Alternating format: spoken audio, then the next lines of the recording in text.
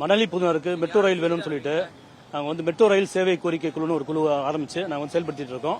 எங்கள் மணலி புதுநகர் வந்து 1974 ஒரு ஸ்கீமா போட்டு 1979 குடியேறணும். நாங்கள் அன்னையிலேருந்து சிஎம்டிஏ போட்ட திட்டம் அது 1979 நாங்களாம் குடியேறணும். ஏகப்பட்ட பேர் வந்து பயன்படுத்துறோம்.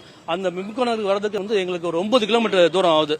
அதனால வந்து எங்களுக்கு வந்து நாங்கள் கூடுதல் ஒரு இணைப்பு சாலையும் நாங்கள் வந்து கேட்கறோம். அதற்கு வந்து முன்பாக வந்து நம்ம மெட்ரோ ரயில வந்து எங்க ஊருக்கு கொண்டு வரணும்ன்றத கோரிக்கையை முதன்மையாக வைக்கிறோம். நாங்கள் அதுக்காக வந்து நாங்கள் 10,000 மக்கள்கிட்ட வந்து மேல கையெழுத்து வாங்கியிருக்கோம். மக்கள் எல்லாமே ஒப்புதல் கொடுத்திருக்காங்க.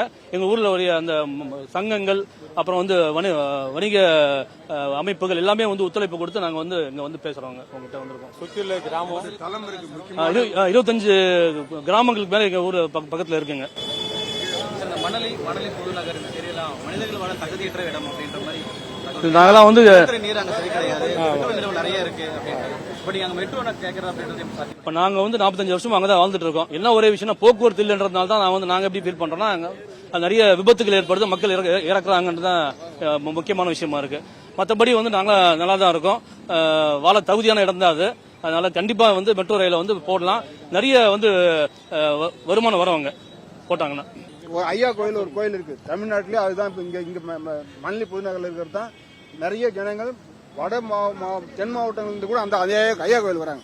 அதே மாதிரி குழந்தை இயேசு திருத்தலம்னு ஒன்று இருக்கு, அது வேற எங்கேயும் இல்ல, இங்க மணலி புதுநகர் தான் இருக்கு. நிறைய பேர் வியாழக்கிழமையான நிறைய ஜனங்கள் அங்க வராங்க. போக்குவரத்து நிறைய இருக்கு, ஆனா போக்குவரத்து வசதி இல்லாம தான் நிறைய ஆக்சிடென்ட் முதல்ல நிறைய நடக்குது. அதை தவிர்க்கிறதுக்கு வேற வழி, இது மெட்ரோ எங்களுக்கு வந்து சௌகரியமா இருக்குன்றதுனால தான் இந்த கோரிக்கை நாங்கள் முன்வைக்கிறோம். செய்திகளை உடனுக்குடனும் துல்லியமாகவும் தெரிந்து கொள்ள சப்ஸ்கிரைப் பண்ணுங்க.